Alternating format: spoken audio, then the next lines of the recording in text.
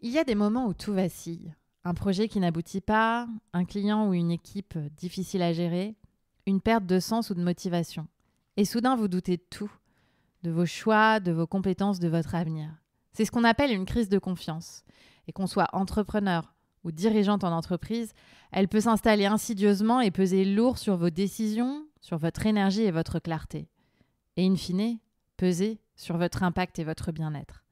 Dans cet épisode, je vous explique comment reconnaître les signaux d'alerte, comprendre les mécanismes de pensée à l'œuvre et surtout, je vous partage 6 leviers puissants pour retrouver confiance et avancer avec intention.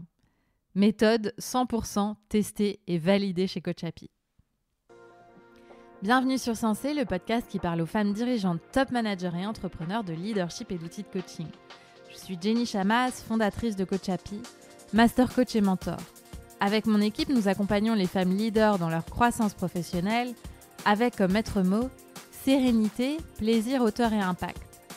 Vous écoutez un épisode best-of et aujourd'hui, je vous parle de comment traverser une crise de confiance. Bonjour mes chers leaders. Aujourd'hui, je vous parle de traverser une crise de confiance. J'observe en ce moment que beaucoup de personnes autour de moi remettent énormément de choses en question d'un seul coup et traversent comme une crise de foi, une crise de confiance. Ça peut passer d'abord, par exemple, par du doute sur votre place dans vos fonctions, puis du doute sur le sens que vous donnez à votre mission professionnelle, puis plus généralement à votre entreprise. Et pourquoi pas du doute sur votre vie en général, vos choix de vie, votre partenaire de vie, votre lieu de vie, votre parentalité, etc. Une crise de confiance est assez violente émotionnellement et énergétiquement. C'est une situation dans laquelle on remet beaucoup de choses de sa vie en question sans avoir de réponse, en étant dans l'inconnu, en ne sachant pas quelle direction prendre et en doutant de soi. Alors, quels sont les symptômes de cette crise de confiance ? Vous doutez de tout, de vous, beaucoup. Vous avez du mal à prendre des décisions. Vous doutez de vous, de votre capacité à aller dans la bonne direction, à faire au mieux. Vous ruminez beaucoup. Vous vous sentez fatigué, car la crise de confiance fatigue quand on remet tout en question. En fait, c'est épuisant. Vous êtes moins joyeuse que d'habitude et sans doute un peu nostalgique d'une époque où vous vous sentiez plus insouciante. Dans le travail, vous êtes une leader moins affirmée, vous osez moins, vous planifiez moins, vous voyez moins loin et vous passez beaucoup de temps à être dans l'opérationnel, à éteindre les feux. Vous avez plus de mal à motiver vos équipes, à vendre vos idées. Alors, il m'a semblé important de vous en parler pour vous aider à comprendre le mécanisme, à l'enrayer quand c'est encore possible et à en sortir quand vous êtes en plein dedans. J'ai déjà parlé sur le podcast du biais négatif du cerveau, ce biais qui nous amène systématiquement à voir le négatif davantage que le positif. Il faut savoir que notre cerveau retient 9 fois mieux le négatif que le positif. Donc quand on est dans une grande période de doute, ce mécanisme est notre pire ennemi.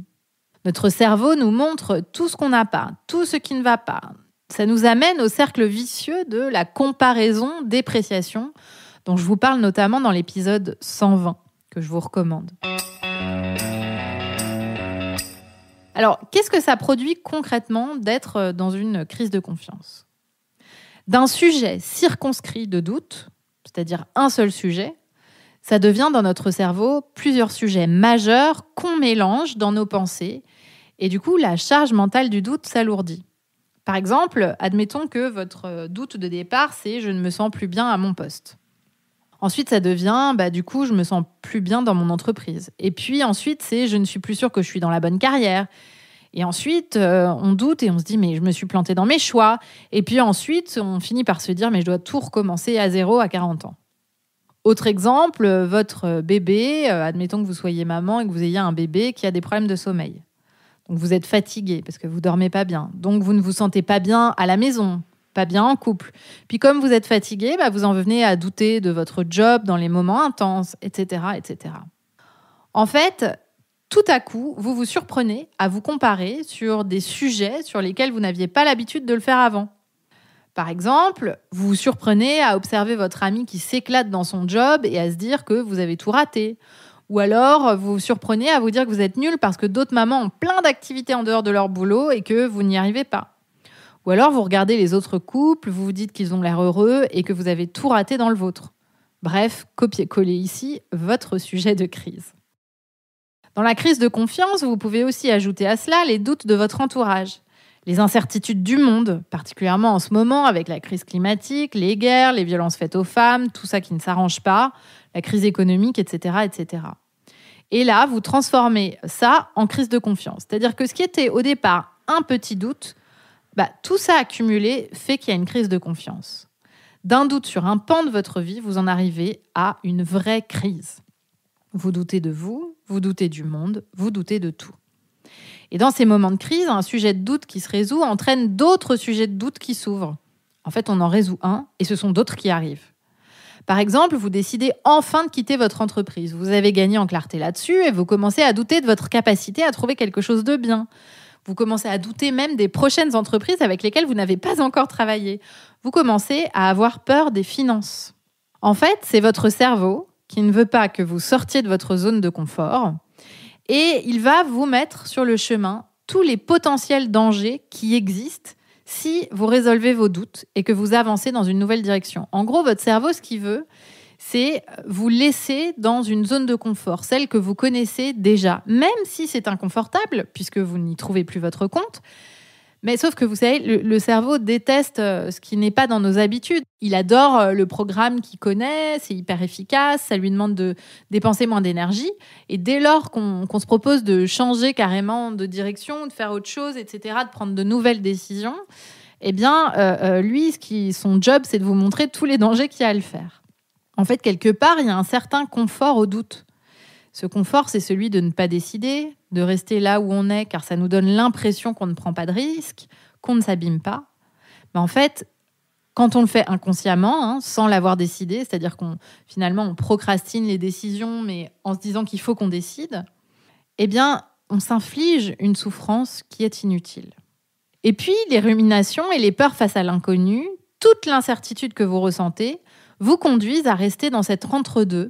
Et en fait, le doute sur un sujet devient petit à petit une véritable crise de confiance. Et très franchement, c'est très facile de se laisser embarquer par nos pensées catastrophistes. Les médias contribuent tellement à ces discours et en plus, ils sont partagés par de nombreuses personnes. Alors, si vous écoutez d'autres voix que la vôtre, qui sont majoritairement dans cet état d'esprit, cela vous conforte et, soyons clairs, vous enfonce. Alors, la crise de confiance a pour conséquence dans votre carrière et dans votre vie en général, soit la procrastination, donc vous évitez d'aborder les sujets qui vous fâchent, vous évitez de prendre des décisions sur la direction à prendre, ou alors vous vous surinvestissez sur un pan de votre vie qui vous semble plus stable et solide pour éviter le doute. Donc vous vous trouvez l'excuse que vous n'avez pas le temps de réfléchir et de décider concernant cet autre sujet sur lequel vous doutez. Évidemment, on peut être soit dans l'un, la procrastination, soit dans l'autre, le surinvestissement, ou carrément dans les deux, en fait. Alors, mes chers leaders, écoutez ce qui va suivre, c'est très, très important. Ce n'est pas parce que vous doutez sur une partie de votre vie que vous devez nécessairement traverser une crise de confiance. La crise de confiance intervient quand vous abordez la situation avec un filtre négatif et de totale remise en question. Vous avez le choix de traiter chaque sujet séparément, chaque sujet pas à pas et de faire le tri. Ce n'est pas parce que vous doutez sur un pilier de votre vie que vous devez douter sur tous les piliers. Alors voici 6 conseils pour traverser une crise de confiance. Ça ne la rendra pas plus évidente, mais ça vous donnera des clés pour y voir plus clair et en sortir pas à pas. Première chose, je vous conseille de déterminer quels sont les vrais sujets à questionner, ceux qui sont prioritaires, et de laisser le reste de côté pour l'instant. Ne remettez pas tout en question d'un coup. La vie se construit pas à pas. Vous n'avez pas pris des décisions irréfléchies pendant 20 ans. Le doute que vous avez sur un pan de votre vie est totalement légitime, mais il ne nécessite peut-être pas de tout remettre en question en même temps. Deuxième chose, faites de la place aux émotions de doute. On donne rarement de la place au doute. En y résistant, on l'évite, en procrastinant ou en se surinvestissant sur un autre pan de sa vie. Mais le doute est une émotion qui s'exprime à travers des sensations dans notre corps. Ce n'est pas uniquement quelque chose de cérébral. Faites-lui de la place physiquement, faites de la place à cette émotion. C'est OK de ressentir du doute, c'est humain, c'est même sain. Ce n'est pas grave de traverser une crise de confiance, ça va passer. Tout ce que vous accueillerez dans votre corps, ce seront des ruminations en moins et aussi moins de déchets émotionnels stockés dans votre corps. Et je vous reparle de l'accueil des émotions la semaine prochaine. Troisièmement, quand vous avez déterminé les vrais sujets à questionner, puis quand vous accueillez et faites de la place à l'émotion de doute, et que vous vous sentez prête à attaquer la question qui vous occupe, eh bien, plutôt que de laisser votre cerveau vous donner toutes les preuves que vous êtes dans une situation dramatique, incertaine, risquée et sans aucune issue car vous n'avez pas de clarté, demandez-vous ce que vous savez déjà, au lieu de constater ce que vous ne savez pas encore. Demandez-vous, dans cette situation, qu'est-ce que je sais déjà ? Qu'est-ce que je veux éclaircir ? Et puis, découpez-le en petites étapes, en questions très concrètes, très pragmatiques. Et si les réponses sont encore floues, si le sujet vous semble trop gros pour y trouver une réponse immédiate, créez de l'espace, donnez-vous du temps. Quatrième point, même si votre mental ne sait pas ou croit ne pas savoir, votre corps sait toujours ce qui est le mieux pour vous. Et il vous parle, il s'exprime. Laissez-lui de l'espace pour s'exprimer. Créez du temps de silence dans votre vie. Notez vos ressentis, vos éventuelles douleurs, vos pertes et regains d'énergie. Votre sagesse intérieure, votre intuition, sait. Parfois, elle vous demandera d'attendre, ou alors, parfois, elle vous donnera la direction. 5e conseil, mettez-vous en action. Chacune des choses que je vous propose est une action, et la suite, c'est aussi l'action. Avancez pas à pas, testez pour savoir ce qui est le mieux pour vous, méditez et écoutez votre intuition. Chaque jour, agissez et promettez-vous de ne pas vous arrêter jusqu'à sortir de votre crise de confiance et savoir ce que vous voulez. Parfois, agir, ça va être d'avancer, de prendre une mini-décision, de faire quelque chose dans une direction. Et parfois, agir, ça va être méditer, prendre soin de vous pour pouvoir créer la possibilité d'avancer sur vos sujets. Ces actions n'ont pas besoin d'être énormes. Faites une petite chose chaque jour et repérez tout ce que vous faites pour vous féliciter. Et surtout, mes chers leaders, n'attendez pas d'avoir une solution parfaite à vos doutes. Cette solution parfaite n'existe pas. Si c'est la perfection que vous visez, vous resterez dans le doute. Il n'y a pas de décision parfaite. Il y a des décisions plus alignées que d'autres à certains moments, et c'est tout. Et enfin, 6e conseil, faites-vous coacher. Si vous êtes dans une crise de confiance, faites-vous coacher.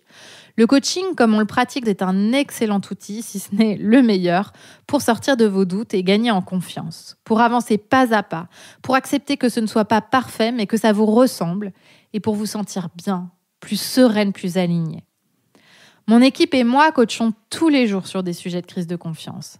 Rester ou pas dans son entreprise, changer de poste, monter sa boîte, recruter, licencier, garder ou pas un client, naviguer des discussions difficiles en entreprise et aussi dans la vie privée.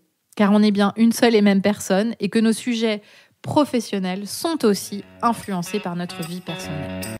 J'en profite aussi pour vous annoncer avec plaisir et émotion que je prépare de tout nouveaux épisodes qui sortiront bientôt. Alors restez à l'écoute. Merci pour votre écoute. N'oubliez pas d'en parler autour de vous et de laisser 5 étoiles sur votre plateforme d'écoute si l'épisode vous a plu. Rendez-vous sur notre site jennychamas.com pour en savoir plus sur nos accompagnements et activités ou sur Instagram et LinkedIn pour discuter. Et rendez-vous la semaine prochaine pour un épisode dans lequel je vous parlerai d'intuition et de leadership.